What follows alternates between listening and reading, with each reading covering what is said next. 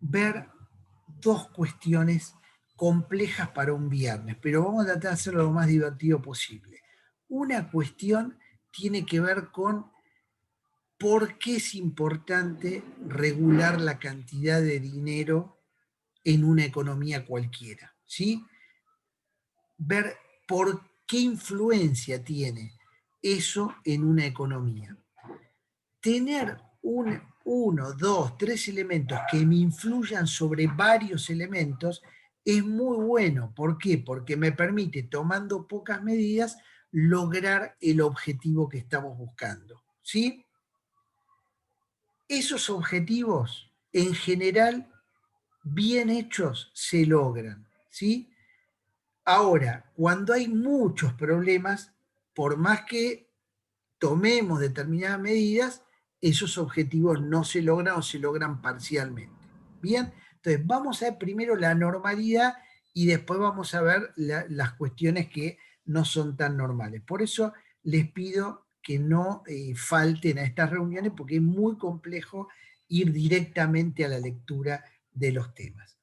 Bien, el otro tema que quiero hablar hoy sí es involucrarnos, empezar a involucrarnos en la relación entre una moneda nacional y una moneda de referencia. Para hacer un ejemplo clásico, entre el peso argentino y el dólar. Bien, entonces vamos a ver esos dos temas hoy.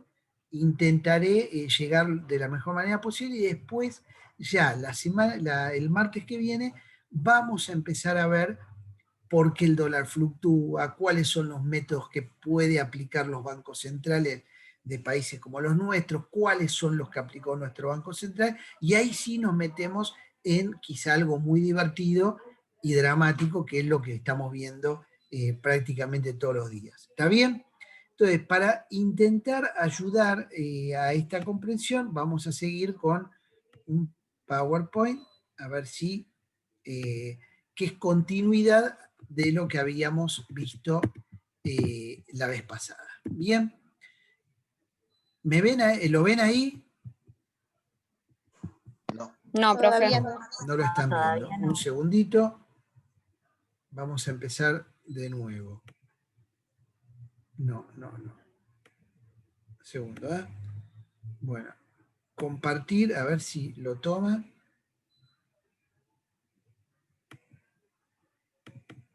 Ahí sí, ¿verdad? Sí. Sí. Muy bien. Ahí estamos.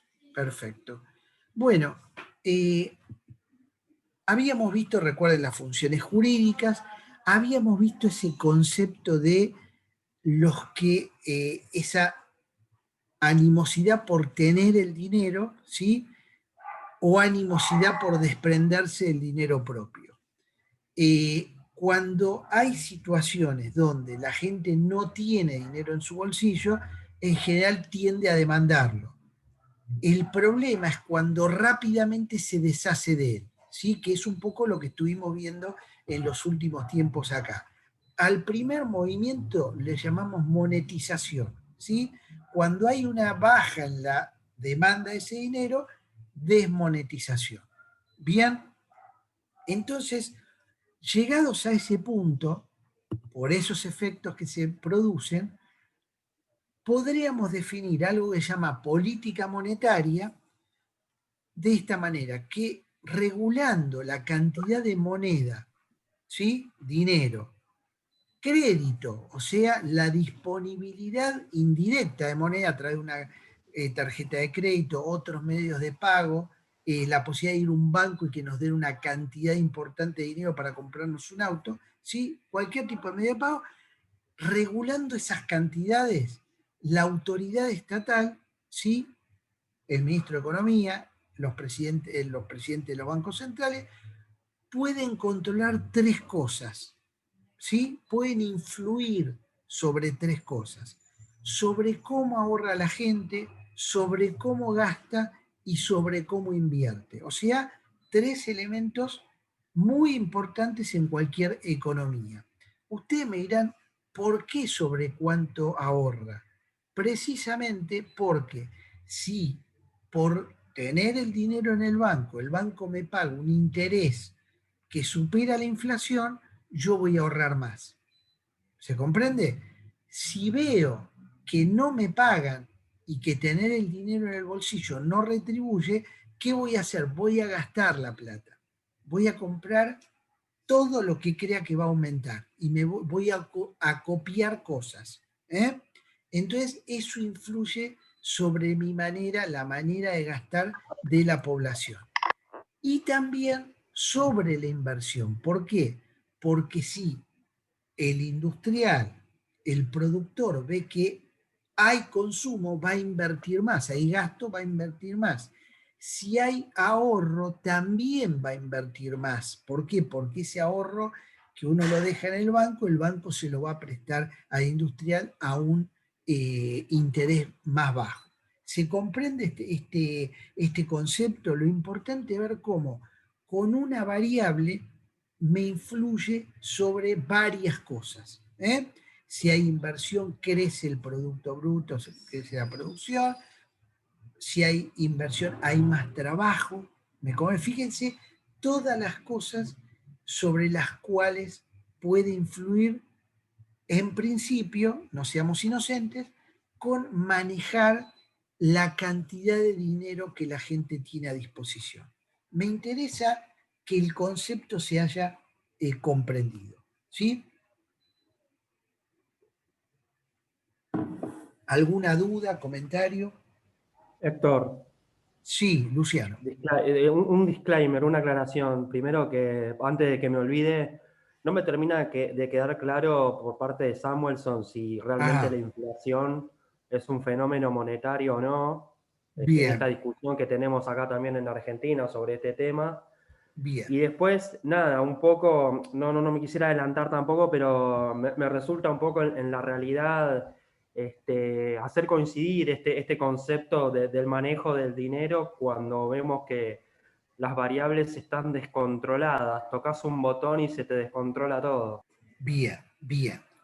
Dos buenas preguntas, pero son dos buenas preguntas que van a la excepción, ¿no? Yo lo que pretendo ahora es que comprendamos cómo funciona una cuestión normal y después que nos metamos en esas dos cuestiones. Una es la inflación y los factores que hacen a la inflación, que son muy discutidos, en especial en países como, no voy a decir en nuestro país, en países parecidos, desarrollo medio, etcétera, y lo otro que habías planteado que tenía que ver con la cantidad de dinero, etcétera, ¿verdad? Esos son los dos temas. ¿Me falta algo? Bien. Entonces, vamos a intentar meternos en digamos, en este razonamiento que nos hace Samuelson, que repito, es un libro de economía, pero tiene fuertes implicancias en nuestra materia, que es el derecho. ¿eh? Y ahora vamos a ver por qué. Si es tan importante manejar esa oferta de dinero que me puede influir sobre por lo menos 5 cosas, repito, trabajo, ahorro, gasto, inversión, producción, crecimiento del PBI, significa que es una herramienta muy poderosa y que de alguna manera hay que usarla responsablemente. Samuelson dice en un momento, dice, el dinero moderno tiene valor, es decir, permite comprar cosas independientemente de cualquier garantía de plata, oro o estatal. El dinero por la sola credibilidad y lo forzado de la autoridad, es decir, usted puede cancelar solo con mi dinero, con el dinero que yo imprimo, dice, perdón, la gente no sabe, ni se preocupa, ni tiene necesidad de saberlo, ni de preocuparse si el dinero que se emplea tiene forma de certificado de plata, billete, etcétera, reserva federal o pieza de cobre o plata. Mientras todas esas monedas pueden ser convertidas en las restantes a una equivalencia fija, lo peor de ellas serían tan buenas como lo mejor. En el sentido de que cuando hay credibilidad en esa moneda, todo circula como si tuvieran un respaldo, ¿sí? Lo otro que va a plantear Samuelson, que sí es tan importante de alguna manera tener esta herramienta de variar la cantidad de moneda disponible, no puede estar esa regulación en poder de un grupo especial, pequeño y privado. Siempre va a estar o va a tener que estar en poder de los gobiernos que se suponen que van a representar el bien común. ¿Sí? Después va a ver cómo el gobierno va a tender a limitarse a sí mismo y va a crear normas institucionales, y ese es nuestro campo, ¿sí? El de los abogados. ¿Para qué? Para que el gobierno no sea el que se tiente en decir, bueno, ya que puedo influir sobre esto con solo manejar la oferta monetaria, imprimo dinero y somos felices. ¿Está? ¿Por qué? Porque casualmente, la razón por la cual ese dinero es creíble es porque es un dinero escaso. Estamos en el territorio de algo que es escaso y por eso tiene valor. Lo que no es escaso no tiene valor porque lo encontramos en la naturaleza y lo absorbemos. Podemos hablar del aire y podemos hablar de la contaminación del aire, pero en principio nadie nos está cobrando el aire, ¿me comprende? Entonces no tiene en sí mismo un valor económico, tiene otro tipo de valor. ¿Se comprendió esto? Entonces, regular esa cantidad es importante, pero la cantidad no puede ser infinita. Si se lo damos a gobiernos irresponsables, lo convierte en infinita, entonces pierde, ¿me comprenden? Ese valor. Bien, ¿dudas hasta acá? ¿Comentarios? Bien. Ahora, seguimos con terminologías técnicas que la van a encontrar en este artículo, capítulo de Samuelson, ¿no? Dice, tenemos que intentar clasificar ese circulante de dinero, ¿sí? Entonces los economistas, si bien él reconoce que no hay un acuerdo total en los economistas, esto varía de país en país, básicamente se lo voy a resumir de esta manera. Hay algo que le llamamos M1, que es el circulante más todo lo que hay en las cajas de ahorro a la vista, ¿sí? ¿Qué es el circulante? Es lo que imprime el Banco Central y sabe que la ciudadanía tiene en el bolsillo. No sabe cuánto tiene Héctor Macei, Luciano, Julia, etcétera, los que Sebastián, los que estoy viendo ahora, ¿sí? Pero sabe que hay una cantidad, una masa de dinero que imprimió el Banco Central, que lo tiene la sociedad en su conjunto. Bien, entonces ese dato lo tiene. A ese dato le suma otro dato que le aportan los bancos privados y le dicen, bueno, yo en caja de ahorro tengo tanto dinero a las 3 de la tarde del día de hoy. ¿Y por qué a esa suma de circulante más caja de ahorro a la vista se lo llama M1? Porque es la primera potencia de gasto, ¿sí? Decir, bueno, es lo primero que tenemos a mano para gastar, porque la caja de ahorro a la vista hasta hace un tiempo uno tenía que esperar de 10 a 3 de la tarde para retirar. Hoy con una tarjeta lo puedes hacer en cualquier momento, con lo cual se considera que es como si fuera plata en el bolsillo. ¿Me comprenden? Ahí tenemos una primer gran cantidad de dinero que representa la potencialidad de gastar de una sociedad. ¿Se comprendió esto? ¿Dudas? ¿Algún comentario? Doctor, perdón, una consulta. ¿Caja Sí, de ahorro Rosario. a la vista sería la información que brindan los bancos privados? Privados, públicos, me refería a los bancos comerciales que le dicen al Banco Central, bueno, hoy a las 3 de la tarde cerré con tantas cajas de ahorro, serían las cuentas sueldo, algo parecido a eso. O sea, todo lo que nosotros podamos sacar dentro de las 24 horas o con la tarjeta de crédito o yendo al banco y diciendo, dame todo lo que tengo depositado. ¿Está? Eso es a la vista, es rápido de obtener. Ok, ¿Se entendió? gracias. Bien. Y también es un dato que las autoridades tienen. Una porque lo imprimieron, otra porque se lo tienen que informar obligatoriamente los bancos todos los días. ¿Sí? Si a eso le sumamos los plazos fijos, tan populares entre nosotros, ahí tenemos una segunda medida de potencia, ¿sí? Monetaria pura. ¿Por qué? Porque en el término de 30 días eso se puede convertir en cuentas a la vista. ¿Me comprenden? O sea que muy rápidamente lo tendrían disponible y, por ejemplo, una persona que piensa comprarse un auto, un bien un poco más desarrollado, dice, bueno, yo ya sé que me vence el plazo fijo, ya voy, me lo pongo en la caja, en la cuenta a la vista y lo mando, lo transfiero al de la concesionaria o al que le compré el coche. O sea, un poder de compra, me da una magnitud a las autoridades, le da una magnitud de ese poder de compra. ¿Sí? Y después tenemos, no lo ponemos acá, pero ya lo voy anunciando, toda una cantidad que me lo da el crédito de cada uno de nosotros en las tarjetas de crédito, que también es un número relativamente conocido. ¿Por qué?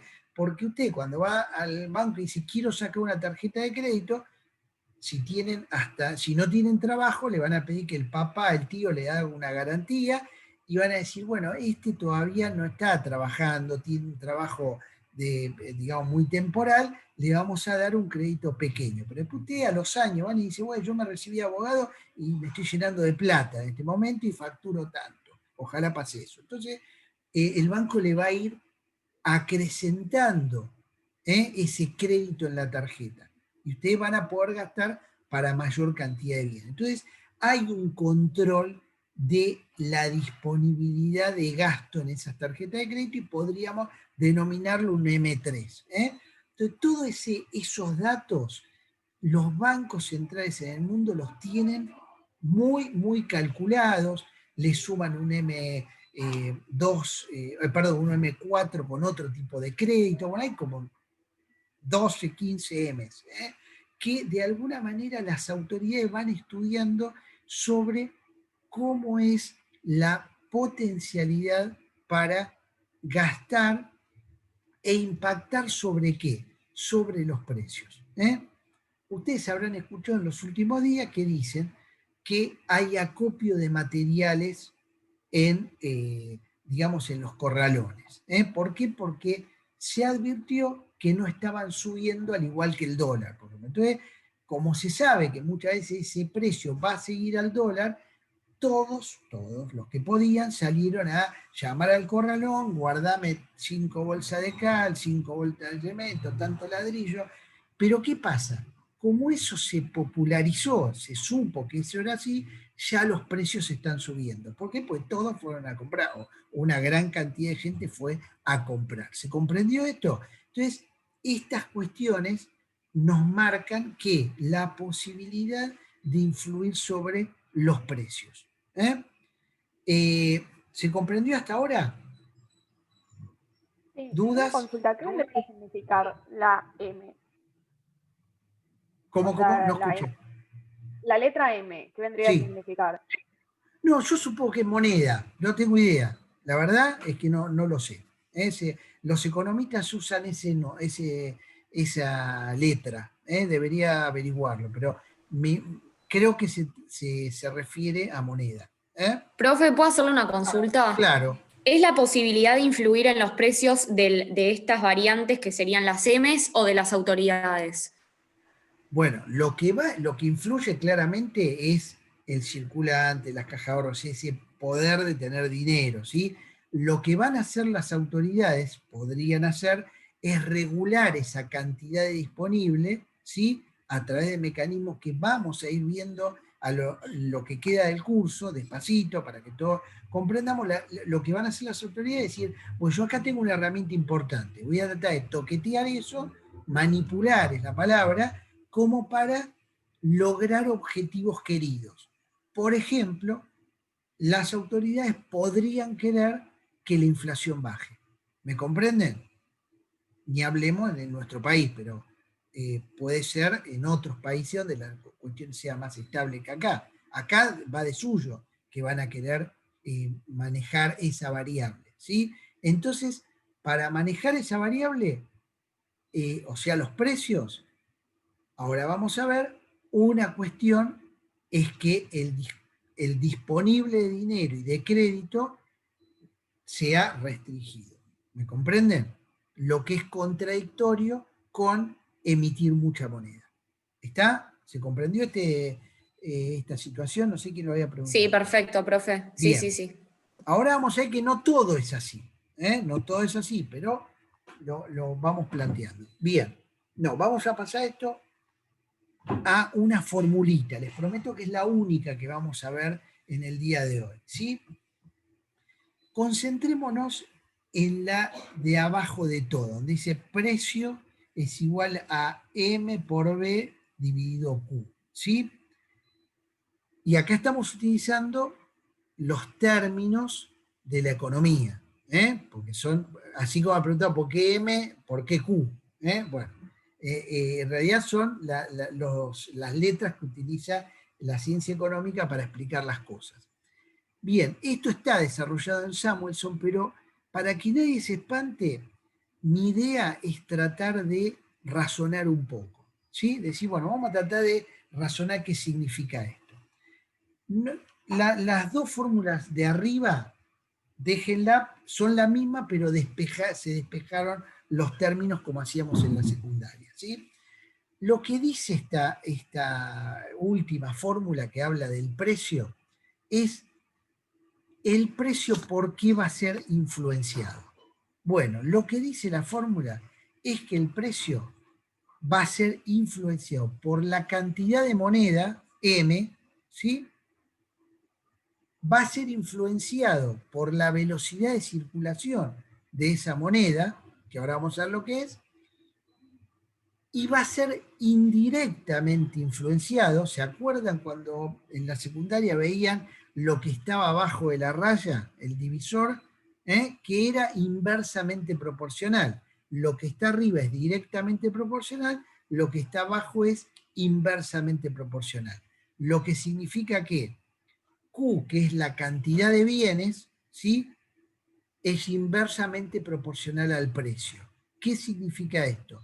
Si yo tengo muchos bienes disponibles, el precio va a bajar. Es inversamente proporcional. O sea, si yo tengo mucho de la producción de un producto, el producto tiende a bajar su precio. Por lo mismo que dijimos el aire, maximizándolo, ¿no? Lo que hay en demasía es gratis.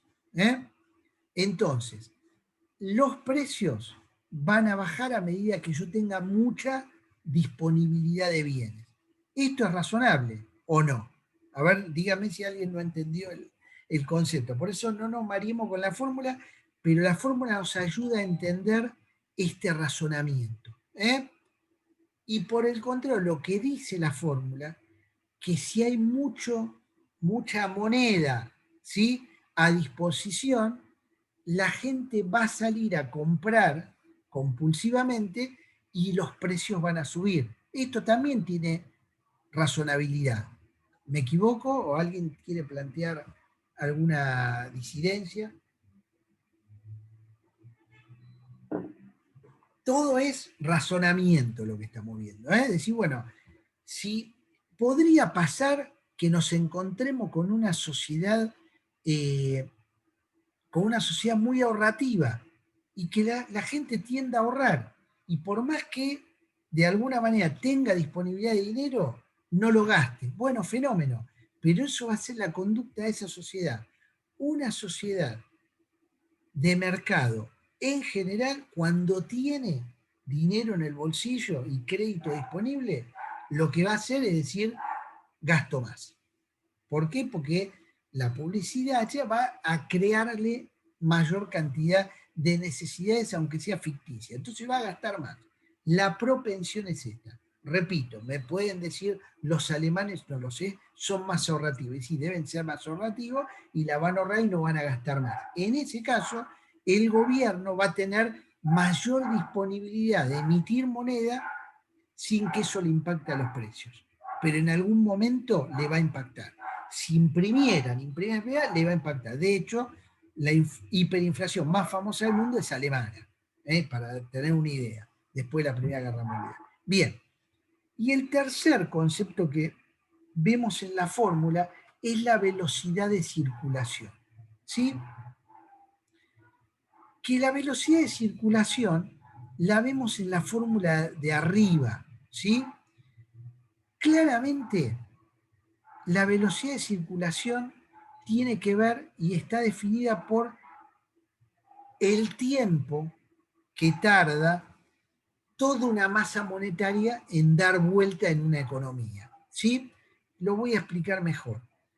Cuando hay poco dinero disponible, esa velocidad tiende a ser mayor. ¿Por qué? Porque la gente no tiene plata, la tiene que gastar y tiene que darle vuelta con mayor velocidad ese dinero. Cuando hay mucho dinero disponible, la velocidad baja. En la moderna economía, esta variable tiende a ser 1, 0,9, 0, con lo cual no influye en la fórmula. Y en principio yo le pediría que la olvidemos, que nos concentremos solo en esto, que el precio va a ser directamente proporcional, o sea que va a aumentar a mayor cantidad de dinero y crédito, y va a bajar a mayor cantidad de disponibilidad de bienes. Por el contrario, si no se producen bienes, los precios van a subir. Por eso es inversamente proporcional. Profe, pero Bien. al Estado no le conviene que la gente quiera gastar como para reactivar la economía. Bien, en ese caso, estamos dando por sentado que la economía está paralizada. Vamos a suponer que eso todavía no lo sabemos. En realidad, no sé quién hizo la pregunta. Julia, ¿puede ser? Yo, Josefina. Josefina, bien. Acá todavía no nos metemos en eso, ¿sí? Vamos a intentar verlo en el movimiento siguiente. Me interesa que ustedes se paren en una situación que no sabemos si estamos en una economía que cae o una economía que sube, que buscamos un equilibrio, ¿sí? Entonces, al buscar un equilibrio, lo que sabemos es que tenemos estas dos variables en principio, cantidad de moneda disponible y cantidad de bienes disponibles, que me pueden influir mucho en los precios, o sea, en la inflación, ¿sí?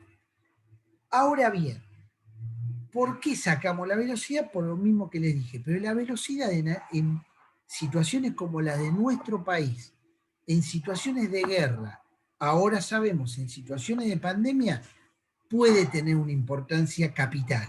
¿Por qué? Porque en realidad la gente, cuando está encerrada en sus casas, tiende a no gastar. ¿Se comprende? Entonces la velocidad tiende a disminuir.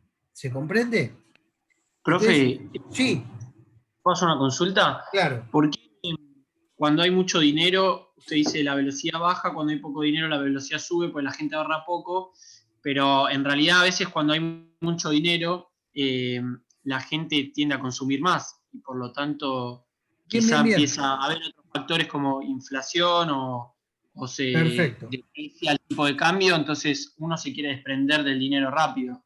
La velocidad tiene que ver con la necesidad para el circuito económico de hacer circular esa moneda. Si hay mucha moneda, en general circula poco. ¿Por qué? Porque todos tienen el efectivo encima. ¿Me comprende? Cuando hay poca cantidad de moneda, obligatoriamente esa misma masa gira a más velocidad. ¿Se comprendió ahora? Por una cuestión que está falta liquidez en el mercado. Esa es un poco la razón. Por eso, hoy por hoy se considera que casi todos los países del mundo, salvo excepciones, como fue nuestro caso en el 2018-2019, donde había una restricción monetaria, la velocidad es bastante constante. Entonces, no confundir, de alguna manera, el efecto con la causa. La velocidad lo que me representa es cuántas veces un mismo billete pega, de alguna manera va circulando.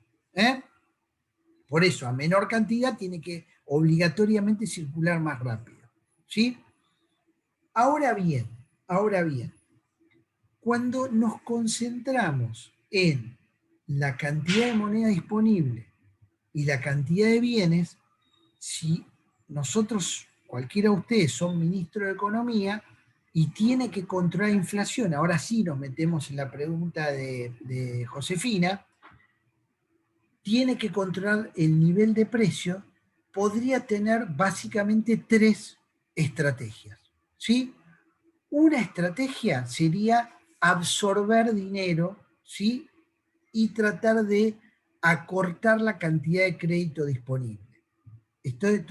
¿Se comprende? Dice, bueno, yo absorbo dinero y lo que hago es que los precios bajen. Segunda estrategia, decir, produzcamos más, la segunda parte, lo que dice Josefina, generemos que haya una salida de la recesión para que los precios bajen. Entonces tendríamos más disponibilidad tendríamos una baja en los precios porque habría muchos bienes disponibles. ¿Bien? O podría ser las dos cosas y tratar de ir equilibrando una medida con la otra. Ahora, cuando uno mira la política monetaria de los últimos 40, 50 años en nuestro país, pero quizá en el mundo, la concentración de la atención estuvo en controlar la cantidad de moneda. ¿Sí? Decir, bueno, tengo un problema, tomo una medida monetaria. Subo las tasas de interés, absorbo masa monetaria y trato de que los precios bajen. Con esto, intentan las autoridades lograr efectos rápidos sobre el nivel de inflación. ¿Sí?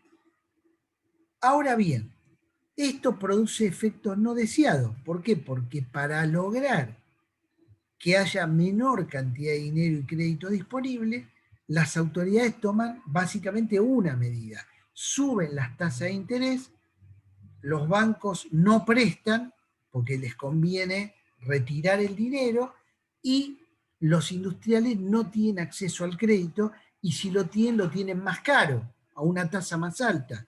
Entonces la productividad, la curva de abajo, baja también. Entonces, en el mediano plazo, tengo un efecto contrario al que quería. ¿Se comprende? ¿Por qué? Porque si bien al principio logro el objetivo, con la caída de la producción, lo que me hace es volver al problema que antes tenía, que al haber pocos bienes disponibles, los precios suben. ¿Se comprendió esto que estamos diciendo? Yo tengo un efecto muy rápido, pero después, al cabo de un tiempo, por la falta de bienes, lo que me pasa es exactamente lo que quise evitar. Me vuelven a subir los precios porque no hay bienes. Entonces, ¿por qué razón las autoridades optan en general por trabajar sobre la política monetaria y no sobre la política de producir más bienes? ¿Cuál es la respuesta que se les ocurre? Y porque van con la medida más rápida. Van con la medida más rápida. Acá, esa es la respuesta. De un lado, yo tengo una respuesta, diría en 2 semanas, muy rápida, en situaciones normales. No, sacamos la cabeza de nuestra situación, ¿no? Entonces, al tener esa resolución rápida, lo que esperan las autoridades es que solo lo otro empiece a funcionar o generan créditos, subsidian créditos, buscan la manera de que en el mediano plazo eso arranque. ¿Sí? Ahora bien, lo que pasa si nosotros nos concentramos solo en dar crédito a la productividad y no prestamos atención a la cantidad de dinero en el tema de los precios, es que si uno le da créditos a las industrias, le dicen, miren, nuestra estrategia es no salir de lo monetario, generar producción. Producción y producción. Entonces, con eso queremos generar muchos bienes y bajar los precios. Perfecto, dicen los industriales. ¿Me vas a dar un crédito? Sí, le vamos a dar tasa subsidiada, papá. Bien. Bueno, yo tomo el crédito como industrial y digo, ¿qué tengo que hacer en mi empresa? Compré una máquina nueva. ¿Hay máquinas acá en Argentina modernas? No, vamos a Italia, viaja a Italia. Elige la máquina. La máquina tiene que hacer un crédito para eso a 5 años, ¿sí? La máquina la producen, se la mandan, la suben a un barco 180 días. Llega hasta acá y los empleados se quedan mirando la máquina y dicen, ¿cómo funciona esto? Porque yo manejaba la máquina vieja, esta no. Capacitar a los empleados. Bueno, poner en producción una nueva línea puede llevar 1 año, 2 años. ¿Me comprenden? Entonces, no es tan, obviamente, no es con la rapidez que se requiere para lograr grandes crecimientos en la productividad y en la cantidad de bienes disponibles.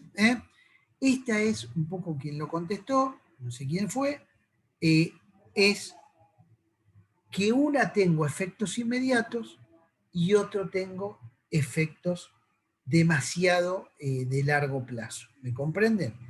Ahora bien, abusar, como vamos a ver en la semana siguiente, de puramente política monetaria, lo que produce es que nunca haya crédito disponible y que nunca tenga la cantidad de bienes necesarios y el proceso inflacionario sea de largo plazo. ¿Me comprenden? Este es un poco lo que explica a esta fórmula, es como la primer fórmula del monetarismo, ¿sí?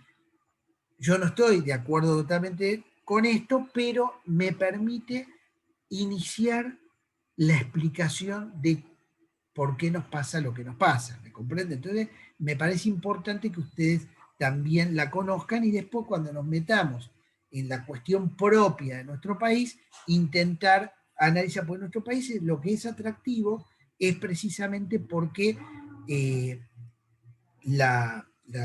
digamos, el desacomodamiento de variables es tan masivo que permite estudiar bien las cosas, ¿me comprenden? Digamos, lamentablemente, pero por eso me parece interesante ver el principio y ver qué pasa en realidades, entre ellas la nuestra. ¿Alguna duda hasta acá? Sé que les pudo haber quedado duda, pero leyendo Samuelson, viendo lo que dijimos, yo creo que lo van a comprender, pero aprovechemos para analizar. Déjenme ver si esto lo vamos a pasar para la próxima. Bien.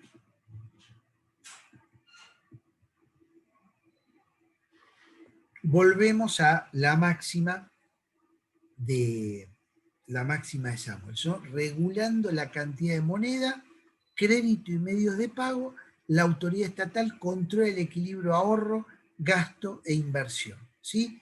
¿Qué es lo que van a ver también en Samuelson? Él dice, los grandes elementos que produjeron una gran productividad en el capitalismo fueron una medida de organización, que es la división del trabajo, es la posibilidad de dividir en tareas, de alguna manera, las formas de producción. Por otro lado, la innovación y por otro lado, el dinero, la disponibilidad del dinero. Dice, esos elementos son los que permitieron al capitalismo ser lo que fue y lo que es en términos de productividad. Siendo el dinero un engranaje muy importante de esto, hay que analizar cuáles son los efectos que produce en varios aspectos de la economía. Bien, bueno, ahora sí, habiendo visto estas cuestiones, a nadie se le escapa que mientras un banquero central de la Reserva Federal de Estados Unidos, la Fed, ¿no?, se va a concentrar en ver toda la disponibilidad de crédito y de moneda y actuar en consecuencia, un banquero central argentino, latinoamericano, de un país que no tenga una moneda fuerte, va a tener otro tipo de concentración. ¿Y cuál es esa? Que si hay mucho dinero disponible, la gente no solo puede ir a comprar masivamente productos y tirar los precios a la suba, sino que puede ir a comprar la moneda de reserva. O sea, con el excedente ir a comprar dólares. ¿Me comprenden? Esta particularidad es una particularidad que podríamos decir es de los países que no tienen una moneda fuerte, ¿sí? Que no tienen una moneda que canalice el ahorro, que sirva como reserva de valor, o no tienen otra cosa que sirva como reserva de valor. ¿Qué puede ser esa otra cosa? Acciones de sus empresas. Podría suceder que exista una gran productividad dentro de la economía y que los ciudadanos digan, uy, me sobró plata, voy esa plata, ¿qué puedo hacer con ese ahorro? Un plazo fijo, no, me da poco. Dólar, no, porque tampoco es tanta la volatilidad en mi país, no hace la diferencia. Voy a ver las empresas que funcionan y compro acciones de esas empresas y canalizo el ahorro por ahí, ¿sí? Y todo esto que para nosotros, en nuestro país es muy débil, es un mercado de capitales casi insignificante, en otros países es mucho más profundo, mucho más importante, mueve mucho más dinero. He contado anécdotas de hace unos años, jugaba con mis hijas en las playas de Florianópolis y un niño de 12 años que jugaba con ella le dice, estoy ahorrando comprando acciones de Petrobras. Se pueden imaginar mis hijas cómo lo miraban. ¿Me compré? Bueno, no saben ni qué era Petrobras, ni qué era una acción, ni nada. Bueno, hay determinadas sociedades que de alguna manera tienen en vista ese otro tipo de inversiones. Al ir canalizando el ahorro hacia eso, lo que van a hacer es canalizar directamente el ahorro en la inversión, va a haber una suba en la productividad y en el Producto Bruto de ese país, y va a haber el otro efecto que ustedes van a ver con Samuelson, y que es propio de las economías que funcionan. ¿Por qué puede crecer el M1, M2 y todo eso? Porque crece el Producto Bruto. ¿Para qué? Para sostener esa producción, ese giro económico. Entonces, para que crezca legítimamente una cantidad de emisión monetaria, es muy interesante mirar si el país está creciendo o no. Si el país crece y sube a la par en proporción la emisión monetaria, la disponibilidad de créditos, no pasa nada, no hay inflación, ¿sí? Si el país está estancado y sube la cantidad de moneda, puede haber problemas, ¿me comprende? Y si el país se cae y no crece y sube la cantidad de dinero disponible, puede ser catastrófico. No sé si nos suena. Luciano, querías preguntar algo. No, sí, también acá me parece, bueno, Samuelson no tiene en cuenta, me parece, las ideologías, ¿no? Porque acá en nuestro país, el discurso político es que los que participan de la bolsa son timberos y en realidad el discurso es otro. Cuando uno invierte en la bolsa está apoyando a las empresas, está contribuyendo a que las empresas puedan justamente desarrollarse, contratar gente. Me parece que también estaría faltando este tema de las ideologías que influyen sobre el dinero, ¿no? Sí. Claramente, cuando hablamos de un autor como Samuelson, estamos hablando de un autor que escribe, como dije, en Estados Unidos, en una economía relativamente normal, ¿no? Dijiste bien, hay una concepción de que el que va a la bolsa timbea, ¿sí? Que el que va a la bolsa que es cerrada. Pero ¿por qué también, digámoslo, por qué es esto así? Porque y también lo dice en otro momento Samuelson. Samuelson dice, no sé si en este libro o en otro, ¿no? Dice, invertir es como ver el césped crecer. ¿no? Dice, bueno, es algo lento. Si usted quiere otra cosa, vaya al casino. Esto es lo que dice Samuelson. Dice, bueno, si uno quiere emociones, ver si gana mucho o pierde mucho en poco tiempo, hay que ir al casino. El problema es que las bolsas pequeñas, como las nuestras, se parecen a un casino. Este es el problema. Entonces, por un lado, no hay educación en esas cosas. En los colegios debería haber una educación, bueno, esto existe, se trabaja de esta manera, pero no está ni en los medios de comunicación esto, ¿no? Como algo importante. Ya que hicieron este comentario, ¿cómo es el razonamiento, ¿no? en la economía del mercado de capitales profundo, desarrollado, etcétera, que para muchos autores es la base de una moneda estable, precisamente por esta cuestión de lo que se ahorra va a la inversión y no va a comprar una moneda de otro país. Lo que de alguna manera funciona en este caso es la idea de dividir la propiedad de la empresa de la inversión. ¿Qué significa esto? Hay un principio en la inversión y en la producción que es que uno tiene que hacer aquello que sabe hacer. Ustedes se van a recibir de abogado y lo mejor, si tienen vocación, es que sean abogados, ¿sí? Ahora bien, todos queremos tener un peso más en el bolsillo y vamos a invertir. Y muchas veces lo que hacemos es, qué lindo ponerse un puesto de panchos. Entonces hacemos toda una imaginería sobre todo lo que nos puede dar cerveza artesanal, un puesto de pancho. Nos metemos en ese negocio y nos va mal, ¿no? Muchas veces uno se va de vacaciones, le habrá pasado con sus padres, me pasa a mí con mi familia. ¿Por qué nos dejamos todo y nos ponemos una carpa acá y tenemos la playa y vendemos cóctel? O ponemos ¿cómo se llama?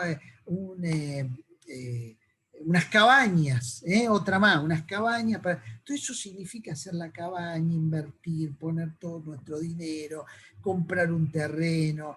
Después hay que administrar eso, la hotelería es una especialidad, dar servicio.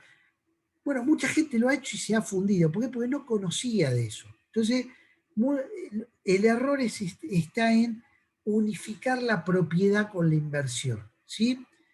Cuando uno va e invierte en empresas, por ejemplo, no sé, estoy pensando en las que le va bien, Mercado Libre, Techis, qué sé yo, a esa, uno lo que dice es, bueno, yo tengo un dinero, lo invierto y se lo doy al que sabe cómo hacerlo, y lo que hago, me hago socio de eso, pero la propiedad de él, mío son una cantidad de acciones.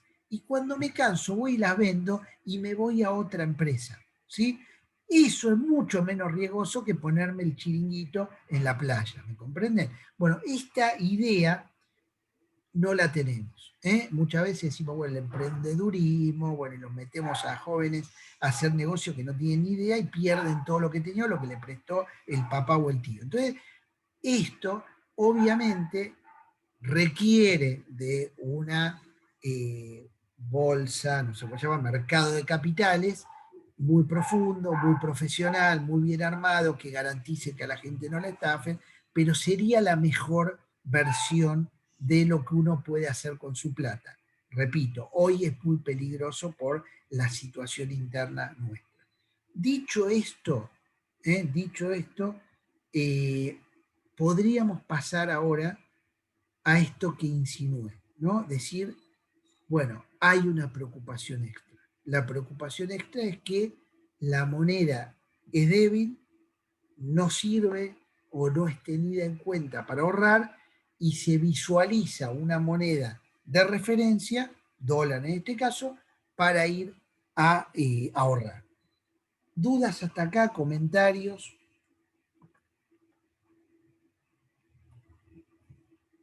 Porque mi idea es intentar no pasar por esas cuestiones de nuestra cultura es el amor al verde, como si nuestra cultura fuera el amor al folclore, al tango, ¿me compré? Fuimos hechos el uno para el otro. Acá hay algunas razones, no una, hay razones por las cuales el excedente se va a una moneda de referencia. Eso nos hace daño, pero la culpa no es nuestra. Si no lo hacemos, perdemos parte de nuestros ahorros. Entonces, mi idea es intentar analizar a través de alguna explicación lo más racional posible, lo más académica posible, por qué razón esta cosa sucede. Y solo así creo que podemos entender cómo salir de esa situación o cómo explicar otras cosas, ¿no? Y hay razones que se nos escapan. Hay razones que van más allá de nuestro país y que tienen que ver con una relación entre las monedas extranjeras y las monedas nacionales.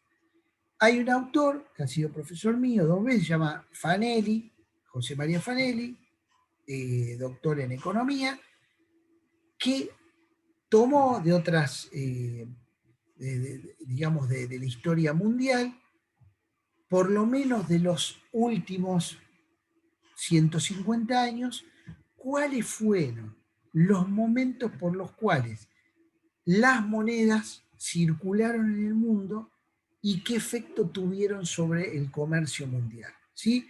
Y esto sí tiene una gran influencia sobre nuestra relación entre el peso y el dólar. Entonces divide en 4 partes una corta historia, ¿sí? La historia que podríamos decir que va desde 1850 hasta el presente. Y dicen estos autores, que él de alguna manera lo ha consolidado, que podríamos hablar de una primer etapa que denominan primera globalización o era del patrón oro. Hay una segunda etapa, esa primera etapa va desde el surgimiento de la revolución industrial y de la segunda por lo menos, y del surgimiento de los estados nacionales. Hay un segundo momento que se lo denominó la autarquía, otro tercer momento que es posterior a la Segunda Guerra Mundial, que es la etapa Bretton Woods, donde se firma un tratado que crea el Fondo Monetario Internacional, etc. Y hay una cuarta que es la que vivimos ahora, que es la segunda globalización, ¿sí? En estas 4 etapas vamos a ver un comportamiento entre las monedas y el comercio internacional, que va a ser diferente, ¿sí? Algunas van a ser de gran acuerdo internacional, otras van a ser de autarquía, o sea, de desacuerdo total. Y de la segunda globalización, donde vamos a ver coordinaciones internacionales chisporroteado por guerras comerciales entre China y Estados Unidos, entre Alemania y el resto de Europa, etc. ¿Me comprenden? Pero básicamente tenemos estas 4 etapas que yo creo que explican bastante bien la situación actual. ¿Dudas hasta acá? ¿Comentarios? Bien. Repito, estamos hablando de una historia moderna. Aldo Ferrer, otro economista argentino, decía que la primera globalización fue el Imperio Romano. No nos vamos a meter en eso. Vamos a ver nuestro momento, que es desde los estados nacionales para acá. ¿Qué sucedió en la primera globalización? Los países europeos, esto es una historia europea, básicamente, europea o de Occidente. Después se incorporan la China e India como grandes jugadores, Japón.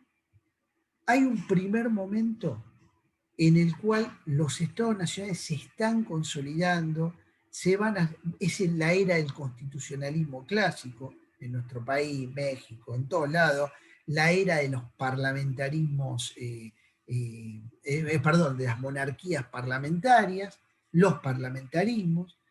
En ese momento hay una coincidencia de situaciones.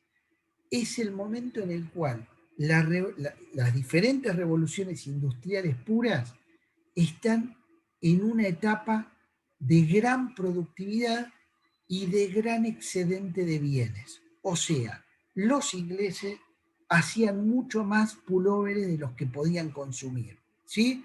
Y dijeron, ¿qué hacemos con estos productos textiles? ¿Qué hacemos con estos productos industriales que ya no podemos colocar acá porque si los colocamos acá lo tenemos que regalar o bajarles el precio? Salen a buscar mercados. Esos mercados se consiguen de varias maneras. De buenas maneras, o sea, intercambiando bienes de uno por los otros, y a los cañonazos. Bueno, todo eso influyó sobre nuestra situación como país. ¿Por qué? Porque nuestro país comienza a destacarse como productor de alimentos, en especial tipos de carnes secas. Entonces nosotros dijeron, ahí tenemos uno que tiene buena carne. Bueno, le mandamos los pulóveres, los trajes, la peluca, etcétera, y ellos nos mandan la carne. Ahora, ¿con qué le pagamos a ellos y con qué ellos nos pagan a nosotros? Porque ellos no tienen ni una moneda, nada que se parezca a la libra esterlina, al dólar, etcétera. ¿Estamos bien hasta acá en comentarios? Entonces se busca algo que facilite ese comercio internacional, algo que permita anclar en un valor común todos los valores de ese intercambio comercial mundial. Y lo que se eligió fue el patrón oro, o sea, tantas onzas de oro, tantas libras, tantas onzas, tantos dólares, tantos marcos alemanes, liras italianas, etcétera, etcétera. Pesos argentinos, tantas onzas de oro. Esto fue como una suerte de club internacional. Vos te adherías a eso y atabas tu moneda a ese patrón.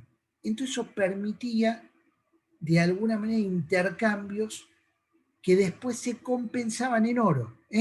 Si vos tenías un superávit, te mandaban los kilos de oro. Si tenías un déficit, vos tenías que mandarle las onzas de oro del otro lado de tu frontera. ¿Se comprende este funcionamiento? Era un funcionamiento básicamente exitoso en el Commonwealth. ¿Qué es el Commonwealth? Es de alguna manera los países, la zona, ¿no? Digamos, que integraban la monarquía británica, el imperio británico. ¿Sí? Con este patrón de tener un imperio que tuvo desde Oceanía, el norte de América, bueno, un montón de lugares distribuidos en todo el mundo que permitió ser un puntapié para este comercio mundial anclado en esta idea de patrón oro. ¿Bien? Ahora, ¿qué fue lo que pasó? Esto era bastante claro, ¿sí? Vos te adherías al patrón, atabas tu moneda, comerciabas y después había intercambio en términos del patrón. Esto que funcionaba y adhería cada vez más actores, países nuevos, etcétera, en realidad produjo varios problemas y tensiones, básicamente en Europa. ¿Sí? ¿Cuáles eran esas tensiones? Que algunos países eran todo el tiempo superavitarios y otros eran todo el tiempo deficitarios. Entonces, unos siempre mandaban el oro y otros siempre lo recibían. Esto fue de alguna manera un elemento de tensión muy importante en la frágil paz de Europa, que ya iba por los 900 años de guerra. 900 años donde cada generación sabía que iba a tener una o dos guerras, o sea, tenía dos y sobrevivía a la primera. Gran conflictividad en ese territorio. Y por otro lado, gran conflictividad en las fronteras. la frontera de Alemania y Francia siempre generó problemas, el papel de Inglaterra, el papel de España, el papel de Holanda, bueno, todo eso era un polvorín que había comenzado a funcionar muy bien con esta idea del patrón oro y se había extendido en una globalización realmente muy importante para lo que se había llegado hasta ese momento desde el punto de vista comercial. O sea, acá vamos a encontrar un gran momento de comercio internacional y un gran intercambio en términos de patrón oro. Bien, dudas, comentarios. No, todo Doctor, muy perdón, claro. ¿el oro a lo ver, recibían físicamente? Había de las dos cosas. Después, esta pregunta va a tener que ver con la etapa previa a la Segunda Guerra Mundial, donde a veces directamente mandaban libras esterlinas. ¿Está? Y el oro quedaba allá. Esto generó un gran problema para nuestro país en especial. Que si podemos lo vamos a ver porque tiene su complejidad. Pero es buena la pregunta. Muchas veces decía, bueno, en vez de oro, mandamos las libras esterlinas, como hoy es el dólar, era una moneda de referencia, y se trabajaba con la libra esterlina. Bien, y eran reservas. ¿Por qué? Porque claramente tenían el oro en Londres que las respaldaban.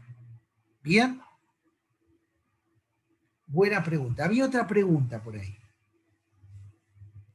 No, profesor, yo había dicho que todo muy claro hasta el momento, muy interesante. Buenísimo. Bueno, estas tensiones en los límites europeos va provocando diversos conflictos bélicos focalizados en esos límites territoriales, pero que en el fondo varios autores dicen tenían que ver con este problema de el déficit permanente del oro de un lado o del otro. Entonces tenemos la guerra Rusia-Prusia, tenemos la guerra franco-prusiana, empiezan a haber conflictos en toda esa zona hasta que tenemos el conflicto principal, que es la gran Primera Guerra Mundial, que para mí es incluso más importante que la Segunda por sus efectos. En esa Primera Guerra Mundial, llamada la Gran Guerra en Europa, es una guerra básicamente europea, una guerra que está empatada todo el tiempo. ¿Qué significa está empatada? Que no hay ganadores claros nunca, ¿sí? Y que la desempatan las colonias inglesas. Cuando entran los canadienses, los australianos, los hindúes, ahí se desempata un poco esa guerra, ¿sí? Pero la guerra genera la caída del patrón oro, ¿sí?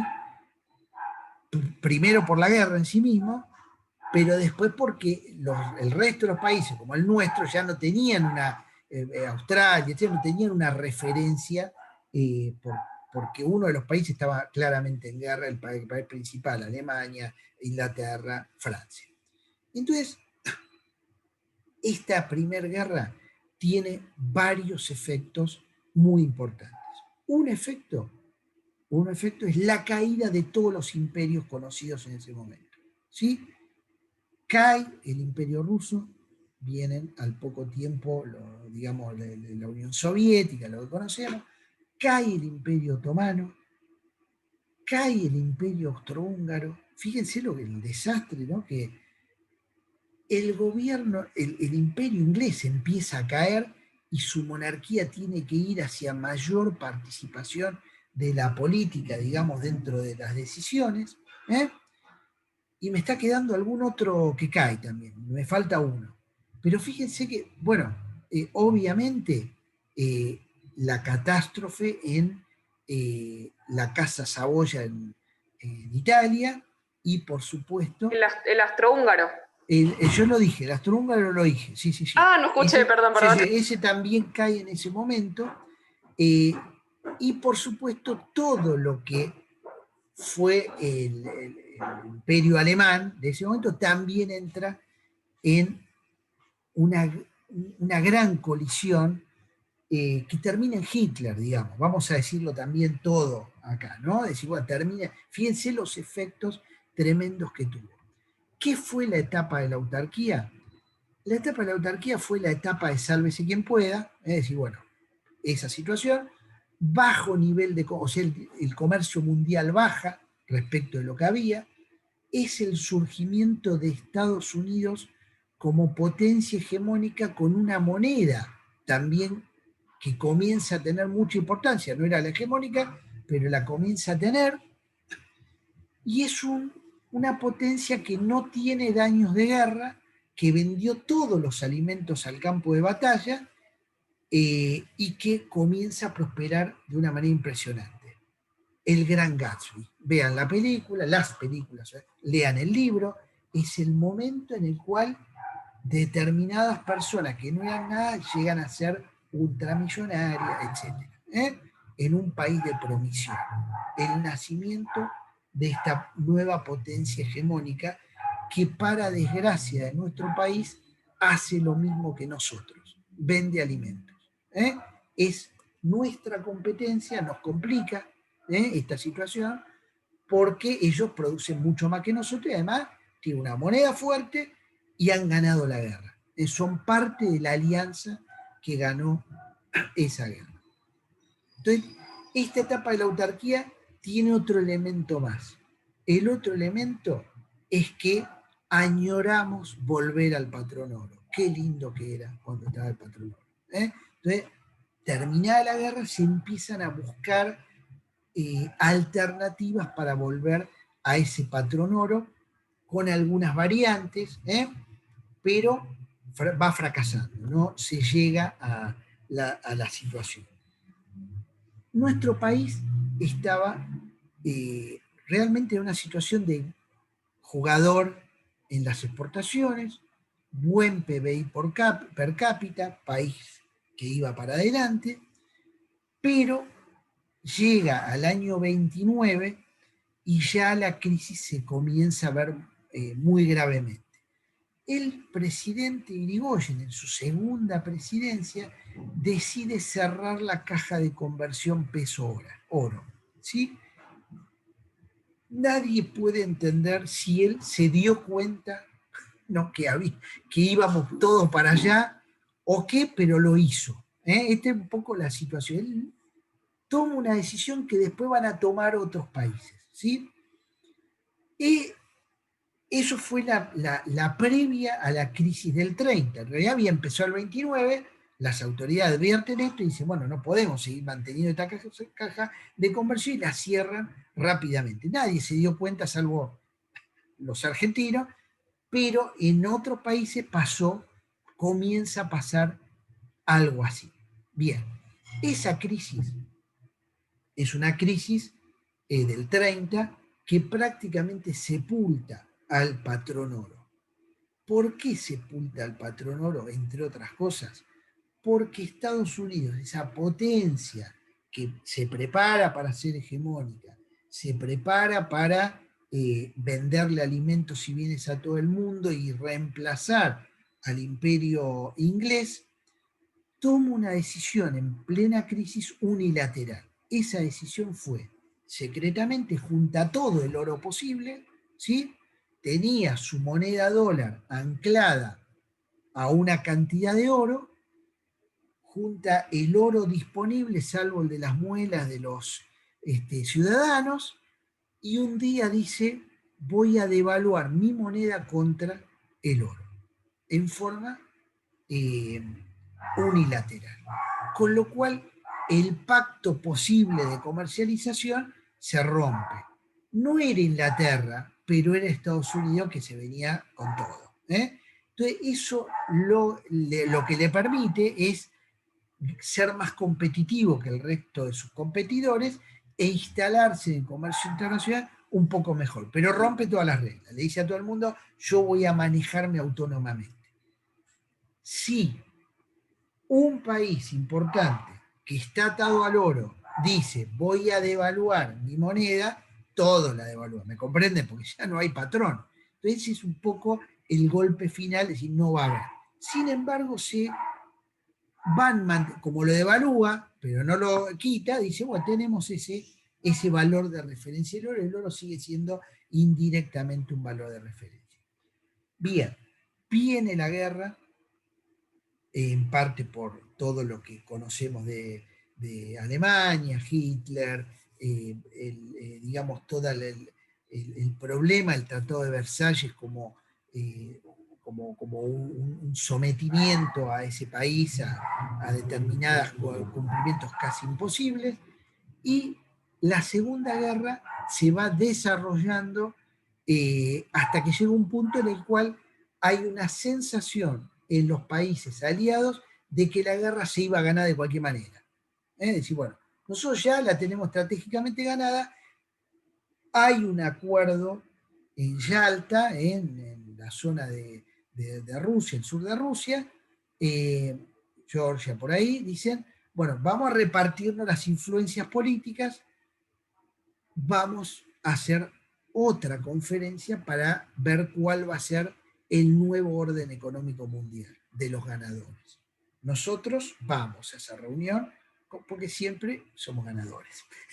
Vamos a la reunión en el lugar de Bretton Woods, al norte de Washington, cercano a Canadá, y se reúne un grupo de economistas, embajadores, etcétera, para decir, bueno, si es cierto que la guerra está prácticamente ganada, veamos cómo va a ser ese orden. Y ahí va a haber un enfrentamiento de intereses y de bloques. Por un lado, Estados Unidos, con su secretario del Tesoro, llamado White, y por otro lado, Inglaterra y los europeos, capitaneados de alguna manera por Keynes, Lord Maynard Keynes. Entonces, las posiciones, ¿cuáles eran? Las posiciones, nosotros ya vimos lo que la economía podía producir en términos de conflicto, de guerra. Fue una de las razones de la Primera Guerra Mundial, quizá la segunda razón también el sometimiento a una potencia, etc. Tenemos que encontrar algún tipo de acuerdo que nos evite esos problemas, que tensiones económicas generen o sean un elemento de generación de guerras. Y ahí la posición de Estados Unidos era una posición cercana, pues fue la que finalmente triunfa, ¿no? Que era una posición de no dejar del todo el patrón oro fuera de la discusión, lograr una serie de instituciones de fomento. Una es el Banco Mundial, otra es el Fondo Monetario Internacional. El Fondo Monetario Internacional tendría por objeto, cuando algún país tuviera algún tipo de desajuste financiero, hacer un préstamo y que ese país saliera adelante y después que devuelva los préstamos. El Banco Mundial tenía una idea de ser el banco de fomento y de reconstrucción de la guerra. Después eclipsado por el Plan Marshall, que dio muchos créditos muy baratos para Europa. Entonces, este acuerdo lo que crea en términos monetarios es lo siguiente, es un mundo en el cual todas las monedas que quisieran y se adhirieran a este esquema que se denominó el esquema de Bretton Woods, referenciaran sus monedas con el dólar estadounidense. ¿Sí? Tantos pesos por dólar, tantas liras italianas por dólar, tantos francos franceses por dólar, tantas libras esterlinas por dólar. Y el dólar representando tantas onzas de oro. ¿Sí?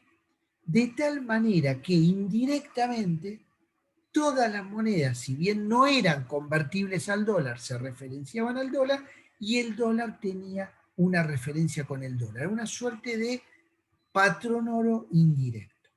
¿Sí? Los ingleses no querían esto. ¿Por qué? Porque Europa no tenía ni un gramo de oro porque le había gastado todo en cañones, ¿me comprenden? El oro lo tenían los otros. ¿Sí? Pero bueno, este fue un poco el arreglo, en una potencia ya muy triunfante, muy decisiva, militar, económica, comercialmente, y vamos hacia allá, y después los europeos logran influenciar sobre estas instituciones económicas. ¿Sí? ¿Dudas hasta acá? Bretton Woods podríamos decir que fue un acuerdo mundial. Nosotros fuimos pioneros ahí porque solo 41 países participaron, ¿eh? Hoy somos 200. Bueno, Argentina estuvo en ese arreglo. Fue un arreglo que concitó toda la adhesión posterior a la guerra y inicia quizá la etapa más feliz económica de la humanidad conocida. ¿Por qué? Porque después de Bretton Woods y antes, nunca se había crecido tanto en forma pareja en el mundo, a nivel mundial, ¿no? Bretton Woods permitió que la economía creciera, mundial siempre, al doble de lo que antes y después se conoció. Bien, después tenemos casos extraños como China, India, otro tema, pero estamos hablando del mundo. Salido de la guerra, fue una etapa de gran felicidad, ¿sí? Es la etapa que se llama de los baby boomers, ¿no? Si oyeron hablar, todas las familias, 5 hijos, etcétera, ¿no? Es decir, bueno, estabilidad de las casas, de la familia, surgimiento de una gran clase media, rock and roll, digamos, alegría por las calles, no va a haber más guerras, toda esa cosa es un resultado de los acuerdos posteriores a la guerra, políticos y económicos. Entonces, esta etapa, repito, es una etapa de gran estabilidad de las monedas en el mundo, cada moneda, de momentos en los cuales los países en sí mismos intentaban resolver a través de la sustitución de importaciones sus necesidades de productos. Mucho trabajo, gran estabilidad en el empleo, seguridad social, o sea, tenés un trabajo, tus hijos de la cuna hasta la tumba tienen cobertura de salud, sepelio, nacimiento, asignaciones familiares. O sea, un momento de gran estabilidad. Vamos a hacer, hay una música ahí que le da épica a lo que estoy diciendo, no sé si alguien lo tiene prendido. Bien, un micrófono. Bueno, este momento de alguna manera lo que marca es menos comercio que en la previa del patrón oro, pero un comercio estable, cero intercambio de monedas, todos sabían que el dólar, pero no había muchos dólares dando vuelta por el mundo, división mundial, Rusia, Estados Unidos, en todos los planos, hasta deportivos, y ese era el mundo que teníamos, un equilibrio que las dos potencias se amenazaban, pero intentaban mantener, dos bloques en el mundo, y así anduvo esto durante muchos años. Voy por la hora a dejar la segunda globalización, que es nuestro momento, para la vez que viene, porque en realidad ya nos permite meternos en nuestro propio problema. Pero termino con los problemas que comienzan a surgir dentro de Bretton Woods.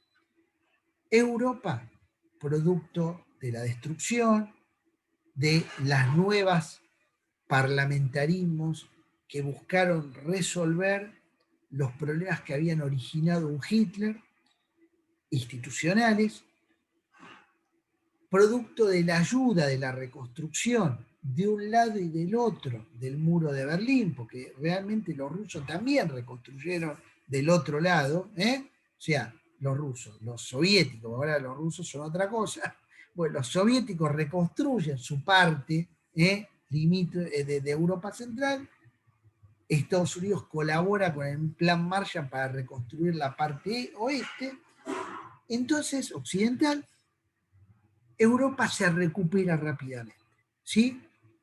Y en esa recuperación comienzan a ¿qué? A exportar, a ganar mercados internacionales y a ganar dólares.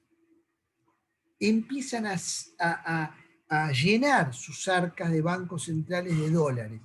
Entonces dicen, che, pero si yo tengo dólar, lo podría cambiar por oro, porque este dólar vale tanto de oro. Y eso está en Estados Unidos en la Reserva Federal. Entonces comienzan a probar a Estados Unidos. Tengo tanto dólares, ¿me pasás el oro? Y Estados Unidos daba el oro. Pero ya decía, che, ¿qué pasa que todos me piden? ¿Me entiendes? Es una situación. Y hacia 1959, hacia no mucho después, un ministro de Economía de Francia, de Gaulle, llamado Giscard d'Estaing, que después fue presidente, primer ministro, todo, que tenía una cabeza muy clara, dijo, ¿por qué si nosotros somos Francia, que ha sido un imperio, una potencia mundial, tenemos también nuestra zona de ultramar, nuestra colonia, etcétera, en África, ¿por qué no podemos tener una moneda fuerte como ellos? ¿Por qué ellos tienen un privilegio exorbitante? Esta es un poco la pregunta que se hace. Y empiezan a probar a Estados Unidos. Oro, o dame el oro, Estados Unidos cumplía y le mandaba el oro. Y después empezaron a hacerlo todos eso, ¿no? Probemos a ver si efectivamente la tienen guardada o es mentira, ¿no? Esto es un desafío que dura 11 años. Está a Estados Unidos. Y Estados Unidos lo entrega, no hay ningún problema, y esas potencias comienzan a recuperarse. Alemania vuelve hacia Alemania, dividida y todo. Francia vuelve hacia Francia. Inglaterra se estabiliza, no llega nunca a ser el imperio que fue. Italia, quinta potencia. Toda Europa son potencias. Japón, potencia aliada de Estados Unidos, pasa a ser también la tercera potencia económica y todos empiezan a pedir el oro. ¿Me comprenden? Ahora, esto tiene un vuelco fundamental en 1971, cuando Richard Nixon, cuando no, en plena guerra de Vietnam, empieza a decir, ya no necesito dólares para financiar esta guerra que me está saliendo mucho tiempo y mucha plata. Necesita imprimir dólares, está emitir monedas, como decir, prender la maquinita, y decide nuevamente una devaluación unilateral del dólar respecto del oro. Con esto se resquebraja la confianza en ese esquema de Bretton Woods y es el primer golpe fuerte a este esquema, ¿sí? El segundo va a ser la crisis del petróleo de 1972-73, donde toda la energía que se utilizaba para que ese capitalismo feliz funcione, se encarece absolutamente. Los países árabes arman un comité de productores de petróleo llamado OPEP, Organización de Países Productores de Petróleo, alían con México, Venezuela, otros productores importantes y dicen, bueno, miren, la canilla se cerró. Nosotros estamos en carpas, muertos de hambre, en el medio del desierto, un calor tremendo. Bueno, ahora páguennos por el petróleo lo que el petróleo vale. Eso produce que el elemento que hacía funcionar ese capitalismo crezca sustancialmente, todas las cosas se empiezan a encarecer y genera un segundo golpe a ese orden feliz para Occidente, no para todo el resto, de Bretton Woods. Con esto, yo diría, terminamos las tres primeras etapas y vamos a continuar con lo que pasa hoy, el martes que viene, y ya vamos a entrar en Argentina y el dólar. Este sería un poco el plan. Ya estamos, me parece, en hora, diría,